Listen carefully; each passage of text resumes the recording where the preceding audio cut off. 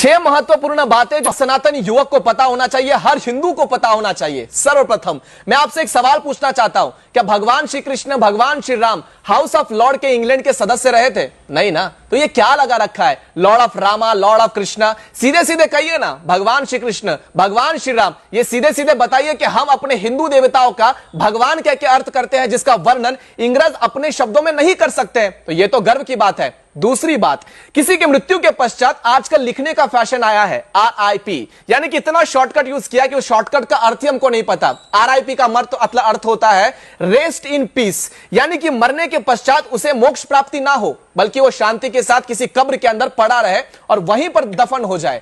लेकिन हमारे सनातन धर्म के अनुसार किसी मृत्यु के पश्चात उसका पुनर्जन्म होता है, उसे ओम शांति कह के मोक्ष प्राप्ति हो, ऐसी कल्पना की जाती है, संकल्पना ली जाती है। सीधे सीधे आपको कहूं तो किसी वृक्ष के कटने के बाद जैसे उसका पुनर्जन्म होता है, ठीक किसी मृत्यु के पश्चात किसी व्यक्ति का पुनर्जन्म होता है। यह हिंदू धर्म हमें सिखाता है। तीसरी महत्वपूर्ण बात यह है कि महाभारत और रामायण को काल्पनिक बताना बंद कीजिए। ज्यादा करके जो हिंदू युवा है, जो पढ़े लिखे युवा है, महाभारत और रामायण को माइथोलॉजी कह के वर्णित करते हैं। और जिनको ये शब्द का अर्थ नहीं पता उनके लिए बता दूं, माइथोलॉजी शब्द बना है मिथ से। मिथ शब्द का अर्थ होता है झूठा या फरेब, और ये जो मिथ शब्द है हमारे संस्कृत शब्द मिथ्या से ही आया हुआ है। तो मिथ्या का अर्थ होता है झूठा। तो रामायण और महाभारत को झूठा कहने वालों, अपने आप पर शर्म करो और सनातन होने पर गर्व करो। इन्हें माइथोलॉजी कहकर हमारे भगवान श्री कृष्ण और भगवान श्री राम का अपमान करना बंद करे और इन्हें अपना इतिहास कहे, ना कि माइथोलॉजी। चौथा सबसे महत्वपूर्ण बात यह है कि अपने इष्ट देवताओं का सम्मान करे, उनकी पूजा नित्य शाम करे।